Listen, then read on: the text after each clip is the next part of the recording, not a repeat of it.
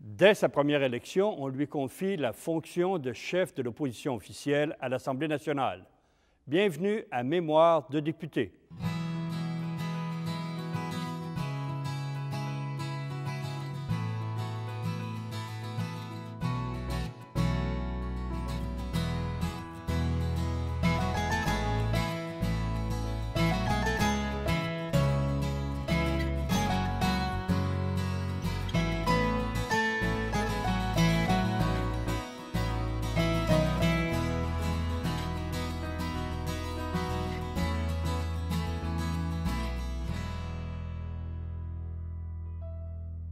Bonjour, M. Morin. Bonjour. C'est un nouveau groupe de parlementaires, de députés, dont quelques-uns avaient de l'expérience. Étiez-vous à l'aise là-dedans? Au début, il a fallu que je me fasse une place. La petite équipe qui était en place était très soudée, très compétente, très combative. Et voilà l'universitaire qui arrive pour diriger l'opposition. Bon, je m'y suis fait. Et puis, je dois dire, les 5 autres ont été épatants. Ils m'ont accueilli comme si j'avais toujours fait partie de leur équipe. Et pourtant, Dieu sait qu'ils étaient déçus, comme moi je l'étais, de la défaite de Camille Lorrain. Notre travail était quotidien et il durait toute la journée, parce que nous prenions tous nos repas ensemble dans une petite salle à manger attenante à la grande salle à manger de l'Assemblée nationale. Donc, nous étions en caucus permanent. Alors que quand vous avez 100 députés, bien, vous convoquez un caucus toutes les 2 semaines et puis vous n'avez pas le temps vraiment de faire le tour des problèmes. Nous, c'était quotidien. La stratégie se planifiait quotidiennement. C'est pour ça que finalement, nous étions assez efficaces, je pense. Mm-hmm. Et puis, Robert Burns était un leader en chambre remarquable, remarquable.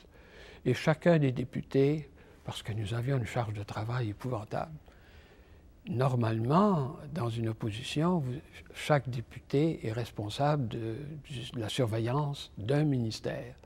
Il étudie les crédits d'un ministère et il pose des questions en chambre sur un ministère. Chacun de nous, dans la petite opposition de 1973, avait 5, 6 et même 7 ministères à surveiller. C'est du travail. C'était du travail, ça n'arrêtait jamais. Et on s'en parlait cependant entre nous et on organisait la stratégie, nos interventions constamment ensemble, avec évidemment des adjoints de très grande qualité, je pense. Oui, parce que vous aviez un budget de recherche quand même. Nous avions un budget de recherche et surtout nous avions cet homme remarquable qui est Louis Bernard, qui était la cheville ouvrière de tous ceux qui travaillaient avec nous. De sorte que on a pu passer au travers, par moments, un peu difficiles. Jamais il y avait eu une étude des crédits aussi poussée. Nous avions presque doublé le nombre d'heures consacrées traditionnellement au crédit de chaque ministère. Les libéraux étaient furieux. Ils ne comprenaient pas très bien comment ces 6 députés pouvaient tenir tête à la Chambre, malgré les quolibets, parce qu'il y en a eu, parfois même des insultes. C'était avant la télédiffusion des débats, alors on en entendait de toutes les couleurs. Oui. Mais ce n'était pas facile tous les jours. Hein? Non, parce que M. Lévesque, qui était toujours chef de votre parti, ne siégeait pas. Vous étiez le chef de l'opposition, chef parlementaire. Oui. Quel lien vous entreteniez avec lui? Est-ce que c'était quotidien? Est-ce que vous parliez de stratégie avec lui? À partir de 1973, il y a eu un mauvais moment. À partir de 1973, il va hésiter. Avant 1973, il s'est presque absenté de la scène politique. À partir de 1973, il est hésitant. Est-ce qu'il va revenir ou est-ce qu'il ne reviendra pas à la tête du parti? Évidemment, il est encore chef du parti, mais il nous laisse beaucoup de liberté. Il nous laisse un peu la bride sur le cou, parce qu'il ne peut pas venir à Québec. Il faut qu'il gagne sa vie, René Lévesque à l'époque. Il le fait en faisant du journalisme. Vous vous souviendrez de ses colonnes dans les journaux. Et puis, il a une hésitation profonde. Est-ce que je peux encore être utile à quelque chose? Jusqu'au jour, c'était en 1974, je pense, jusqu'au jour où, à l'initiative de Pierre Marois, nous nous sommes réunis chez Pierre pour convaincre René Lévesque de revenir à la tête du parti, pas seulement en théorie, mais en pratique. Ça a été une soirée assez mémorable. J'y suis allé avec Robert Burns. Je tenais beaucoup à ce que Robert Burns soit du nombre aussi. Parce que dans le groupe de députés que nous formions, on aurait aimé qu'il soit plus présent. Mais la première année, il se demandait s'il pouvait encore être utile. Parce que c'était pas quelqu'un qui avait un ego démesuré, Lévesque. Hein? C'était un homme modeste. Ceux qui l'ont bien connu peuvent ajouter presque timide. Mm-hmm. Hein? Il surmontait sa timidité, il devenait un homme politique incandescent quand il montait sur les plateformes, mais dans les rapports humains, c'est un homme assez timide, modeste. Souvenez-vous de son expression favorite, « à mon humble avis ». Bon, en réalité, il avait des idées assez bien ancrées et à son humble avis, on savait ce qu'il pensait. Toujours est-il que... Vous communiquiez quand même assez régulièrement avec lui. Oui, oui. Et Louis Bernard tenait aussi le contact avec lui. On sentait bien quand même cette hésitation. Jusqu'au jour où on l'a convaincu, chez Pierre Marois, de revenir. Et là, il a encore hésité pendant quelques jours. Je suis allé le reconduire chez lui après la réunion chez Pierre Marois. On a traversé les ponts, puis on est rentré dans Montréal et on a causé assez longtemps. Et là, j'ai senti qu'il revenait. Oui, qu'est-ce qu'on allait faire? Comment allait-on le faire? Il reprenait du poids de la bête. Et j'étais persuadé en le quittant ce soir-là qu'il allait être plus présent. Effectivement, il l'a été de plus en plus. Il y avait d'autres phénomènes aussi. Il sentait bien aussi que le Québec commençait à bouger. En Chambre, notre action montrait au grand public comment fonctionnait le gouvernement. Et il y a eu un certain nombre de scandales qu'on a mis au jour. Ça avait un effet dans la population. L'idée de souveraineté progressait. Imperceptiblement, mais elle progressait. Par exemple, la première année, il n'était pas question de faire des tournées de chefs de l'opposition ou de députés à travers le Québec. La victoire libérale était trop récente et on n'osait pas trop nous inviter. La deuxième année, quand on revenait à la charge, on acceptait de nous recevoir. La troisième année, on nous invitait. Donc, on a senti, on a pu palper l'évolution du Québec. L'évêque aussi, bien sûr. Et donc, la dernière année, il était vraiment de retour et on s'est acheminé vers la victoire de 1976. Mais pendant toute cette période-là où M. Lévesque hésite, réfléchit, puis s'engage, il y avait parfois, il écrivait toujours dans le Journal de Montréal, des écrits qui ne correspondaient pas toujours avec la stratégie parlementaire. Et M. Bourassa en tirait profit. Il ne manquait pas une occasion. Non, non. M. Bourassa était très espiègle. Et il ne manquait jamais de souligner, en les grossissant, parce que ça faisait son affaire d'exagérer les différences aussi. En fait, quelquefois, oui, il y avait des nuances, parce que, surtout au début, pendant la première année, René Lévesque devait gagner sa vie comme journaliste et entretenir aussi la connaissance que la population pouvait avoir de lui. Et il y avait ça. Il travaillait dans un milieu qu'il fallait convaincre. Bon, on n'avait pas le temps, ni lui de venir à Québec constamment siéger avec son caucus, là, dans la petite salle à manger. Il venait, à l'occasion, il est venu. Mais nous, on n'avait pas le temps tous les jours de consulter sur les douzaines de questions qui pouvaient se poser. Donc, à l'occasion, il y avait petites nuances de part et d'autre. Personnellement, moi, ça ne me dérangeait pas, parce que j'estimais que c'était une bonne chose que l'opposition ait ses coups des franges. Elle est plus sincère quand ça vient d'elle-même. Avec le temps, évidemment, on a eu un discours plus étroit avec lui. Moi, il m'est arrivé quelquefois d'être au téléphone un certain temps avec lui, surtout à partir de 1975. Et donc, en chambre, ça nous jouait tout de même des tours, parce que Bourassa, qui était malin, on ne lui enlèvera pas son intelligence. Hein. Il était très intelligent. C'est le caractère qui faisait défaut chez lui, et il adorait nous mettre en contradiction avec l'évêque. Et puis, il aimait la joute parlementaire beaucoup. Ah oui. Puis il s'amusait, puis il avait toujours les rieurs de son côté. Même les blagues les plus plates qu'il pouvait faire ou que faisait l'un de ses ministres avaient toujours un éclat de rire général dans l'Assemblée. Tandis que nous, avec nos questions qui étaient considérées comme traîtresses et tout ce qu'on voudra, nous, on n'avait jamais les rieurs de notre côté. Ou si on riait, on était que 6 pour rire, ça ne faisait pas un gros écho. Ce n'était pas un grand orchestre. Non. Quand même, vous avez mené des bonnes luttes parlementaires à cette époque-là, et peut-être la plus mémorable, c'est celle de la loi 22 sur la langue. Oui.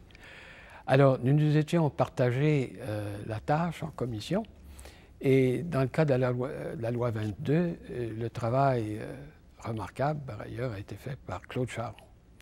J'y allais aussi en commission pour les aspects constitutionnels.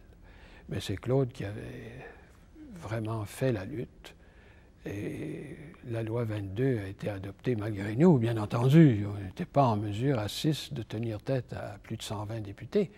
Mais la population a eu le temps, à cause de l'éclat qui a entouré ce débat-là, et à cause de tout ce qui se passait à Montréal aussi, souvenez-vous, les défilés McGill français, tout ça, à Saint-Léonard, la crise des écoles à Saint-Léonard.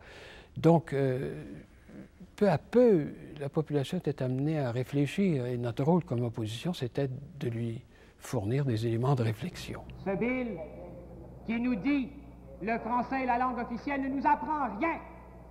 Ce qu'il aurait pu ajouter, ce qu'il n'a pas fait, ce que vous avez refusé de faire, c'est de dire que le français était la seule langue officielle. Ah, ça aurait été significatif. Que dans ce domaine de la langue, qui est au cœur même de notre identité collective, tout est perpétuellement à recommencer. Le gouvernement ne nous a pas apporté de solution véritable à ce problème. Mais, Monsieur le Président, il y a 2 siècles que les Québécois se battent pour leur langue. Il y a 2 siècles que ce tableau qui est au-dessus de votre tête a illustré l'un des premiers combats pour la langue. Il y a 2 siècles que cela est commencé et cela n'est pas terminé. Je le dis au gouvernement en terminant, nous allons continuer de lui rappeler ses devoirs à l'endroit de la collectivité. En fait, Monsieur le Président, ce bill ne met pas fin à cet immense débat. Tout ne fait que commencer. Nous le faisions, même si par moments, c'était pas joyeux en chambre. Et même si Bourassa arrivait quelquefois à se dépêtrer. La partie la plus efficace de notre travail a été faite, je crois, en chambre. C'est là que ça avait le plus de retombées. Notamment à l'occasion des scandales qui ont entouré l'octroi des contrats gouvernementaux, notamment dans le domaine des formulaires. Vous savez, ces formulaires avec feuilles de carbone, là, oui. Il y en a de très nombreuses dans les divers ministères. Et nous avions découvert que par personne interposée, tout ça revenait à un groupe de personnes qui arrivaient à obtenir la plupart des contrats. Nous n'avions pas de mérite, d'une certaine façon. Nous arrivions dans nos bureaux le matin et nous trouvions des enveloppes glissées sous la porte. Des enveloppes brunes. Des enveloppes brunes, vous savez ça? Oui, bien connu. Des enveloppes brunes qui contenaient tout ce qu'il fallait comme documentation sur les cheminements extrêmement complexes des contrats gouvernementaux. On arrivait en chambre avec ça, l'Assemblée était furieuse. furieuse contre nous. Qu'est-ce que c'est que ces empêcheurs de danser en rond? Ils ont perdu l'élection, puis ils se comportent comme s'ils l'avaient gagné. Enfin, on entendait de toutes les couleurs. Mais les libéraux aussi, c'était de bonne guerre, ont essayé aussi de vous placer sur la défensive, entre autres sur un chèque de 1 700 $. Oui, je pense bien. Que vous aviez encaissé sous l'autorisation, je crois, du président de la Chambre. Enfin, racontez cette histoire-là. Enfin, ça n'a pas duré parce que c'était un peu cousu de fil blanc. Mais il s'était mis dans la tête de nous prendre en défaut, puis de nous intimider. En fait, c'était de l'intimidation. Et ça consistait à me reprocher d'avoir perçu un remboursement d'un billet d'avion pour Bruxelles, où j'avais été envoyé en mission par l'Assemblée. Et j'avais accepté d'aller à Bruxelles. Le président m'avait invité, mais sauf qu'au lieu de prendre les fonds de remboursement dans tel budget, il les a pris dans tel autre budget qui ne m'était pas accessible comme chef d'opposition. Alors là, en Chambre, ils en ont fait des gorges chaudes. Hein? Voilà, chef d'opposition qui se sert des fonds gouvernementaux et qui vient nous faire des reproches à nous ensuite. Vous voyez le... Mm-hmm. Mais ça n'a pas duré parce que la presse a compris le jeu et s'est mise à mettre le président en cause. Alors là, ils ont laissé tomber très rapidement. Finalement, ça ne nous a pas empêché de faire notre travail.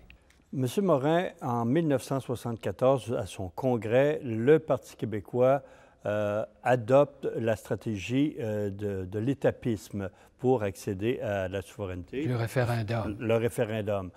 Est-ce que vous étiez favorable à cette stratégie-là parce que 2 ans plus tôt, vous étiez plutôt favorable à l'élection référendaire comme M. Lévesque? René Lévesque m'avait demandé ce que j'en pensais d'un point de vue juridique, strictement juridique. Et j'avais répondu que sans le consentement de l'Assemblée du Bas-Canada, le Québec n'aurait pas fait partie, le Bas-Canada de l'époque n'aurait pas fait partie de la fédération naissante. Mais il n'y a pas que le juridique dans cette question-là, et c'est ce qui est ressorti du congrès de, je crois que c'est 74, où alors on a contrasté l'élection référendaire et le référendum. C'est peut-être une bonne chose de clarifier un peu ce que ça signifie. L'élection référendaire, c'était l'élection qui aurait valeur de référendum, mais dans laquelle c'est la majorité des députés qui auraient décidé de l'adhésion du Québec au Canada ou pas, sans référendum. Même si on appelle ça élection référendaire, c'est une élection donc qui se substitue au référendum.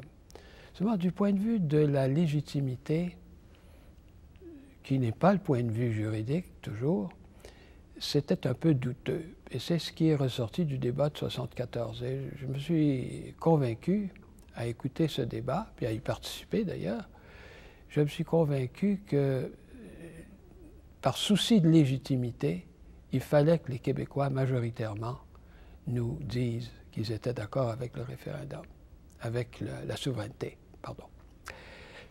Et donc, j'ai littéralement, du point de vue de la légitimité, j'ai énoncé, à partir de ce moment-là, l'idée qu'il fallait passer par un référendum. Est-ce que ça rendait le courant plus favorable à votre option dans la population? L'avez-vous senti dans les mois suivants? Ce qui pouvait rendre les choses plus favorables aux yeux de la population, c'est la négociation. L'idée qu'on n'allait pas se jeter tête baissée dans l'indépendance, mais que ça ferait l'objet d'une négociation, que ce serait un processus respectueux des règles, de la civilité et respectueux des personnes en présence, des niveaux de gouvernement en présence. Oui, c'est ça qui rendait l'idée de souveraineté plus acceptable pour une partie de la population. Pas tout le monde, mais je ne risquerai pas un pourcentage, mais je pense bien que peut-être on a recruté en faveur de la souveraineté un Québécois sur 10 en plus. C'est pas impossible en tout cas. Ces choses-là sont difficiles à mesurer, surtout avec le passage du temps. Oui, et il y avait tout le climat politique de l'époque qui étaient, je dirais, plus critiques à l'endroit du gouvernement Bourassa. Ça vous a amené à la campagne de 1976. Quel genre de campagne vous avez mené à ce moment-là? Parce que vous étiez chef de l'opposition. Est-ce que vous vous êtes limité au comté de Sauvé ou si vous avez fait des tournées? En 1976, nous avions décidé, Jacques Parizeau et moi, de faire une campagne en commun. Nous avions même des affiches communes, ce qui n'était pas courant. Non. Et donc, on a beaucoup fait campagne ensemble, mais le seul qui a parcouru tout le Québec, évidemment, c'était René Lévesque. C'est lui qu'on mettait de l'avant parce qu'il avait vraiment, il avait, pensez-moi l'expression, rembarqué. Et il n'était pas sûr de gagner, ça c'est une autre affaire. On se demandait vraiment où on s'en allait parce que c'était une élection à 3. Et lorsqu'il y a 3 partis en présence, on ne sait jamais s'il va être possible d'obtenir une majorité claire et nette. Ce qui s'est produit est en partie dû au fait que l'Union nationale restait une puissance politique à l'époque, a raflé pas mal de votes. Oui, j'ajouterais que la campagne elle-même a été assez classique. En 1976, du porte-à-porte, beaucoup de porte-à-porte, des assemblées, des réunions de cuisine. On nous recevait beaucoup plus qu'auparavant, surtout après la vaisselle le soir. Les réunions étaient assez intéressantes hein, parce qu'on discutait vraiment de l'avenir du Québec. Ça a été sans doute une des campagnes les plus intéressantes que j'ai faites. Étiez-vous confiant de prendre le pouvoir en 1976 au fil des semaines? Pour être franc, on ne s'y attendait pas. Je crois me souvenir que même René Lévesque ne s'y attendait pas. Ah, nous pensions, à juste titre, je pense, que nous ferions élire au moins 45 députés et que René Lévesque entrerait à l'Assemblée pour devenir chef d'opposition. C'est dans cette perspective-là que je me situais. C'est ce qui motivait mon action et ma participation, parce que là, j'étais vraiment engagé dans la vie politique jusqu'au cou, et même submergé. Et donc, non, pour être franc, nous pensions être simplement une opposition plus digne de ce nom, et nous n'en étions pas fâchés, parce que nous étions très fatigués de l'opposition à 6. Oh, nous étions également, lorsque le résultat était connu, nous étions très fiers d'avoir tenu le fort pendant 3 ans et d'avoir préparé la victoire. Mais avant l'élection même, non. Nous espérions, nos espérances étaient plus modestes, disons. Et comment vous avez réagi justement à cette victoire que vous n'attendiez pas? Bien, il y a eu une certaine exaltation, parce que d'abord, René Lévesque avait été élu, alors qu'il avait essuyé 2 défaites auparavant. Et puis le parti était majoritaire, le parti avait gagné. Je dois dire que les 6, nous étions assez fiers de notre travail. Non pas que c'était seulement notre action qui expliquait la victoire, pas du tout. C'est l'évolution générale de la société québécoise, c'est l'idée de souveraineté qui s'enracinait de plus en plus. Il y a eu beaucoup de facteurs. Mais notre opposition, je crois, avait été passablement efficace pour démontrer peut-être certains agissements gouvernementaux. Et donc, nous ne pouvions, vous l'imaginez facilement, nous ne pouvions qu'être satisfaits du résultat. Dans les jours suivants, M. Lévesque, évidemment, forme son nouveau Conseil des ministres. Étiez-vous parmi ceux qui le conseillaient à ce moment-là pour les nominations? Ce serait une drôle de pratique pour un premier ministre de s'entourer de ministrables pour former son gouvernement. J'en connais pas qui ait procédé comme ça. Au contraire, le premier ministre tente de s'isoler et ne rejoint les ministrables que lorsque sa décision est prise, de le nommer à ci ou à ça. Non, le premier ministre est entouré de sa garde rapprochée, ses spécialistes de toute nature, des gens du parti qui avaient travaillé avec lui. Et ça a pris quelques jours hein, de débat, sûrement, parce qu'il y avait abondance de talent. je pense que c'est rarement une équipe en puissance ministérielle avait comporté autant de gens compétents. D'ailleurs, on le disait beaucoup à l'époque et ça n'a pas facilité les choix, vous pouvez bien le penser. Toujours est-il que moi, j'ai eu un appel du Premier ministre m'offrant le choix entre deux ministères. Mon choix était assez rapide. J'avais le choix entre l'éducation et la justice. Mais je pensais qu'il y avait des tas de gens capables de s'occuper de la justice. Dans le domaine de l'éducation, comme universitaire, qui avait suivi un peu l'évolution de l'éducation au Québec depuis la Révolution tranquille, ça m'intéressait. J'avais des choses à dire dans le domaine de l'éducation. C'est pour ça que j'ai choisi ce ministère-là. Et puis Marc-André Bédard était tout désigné pour la justice.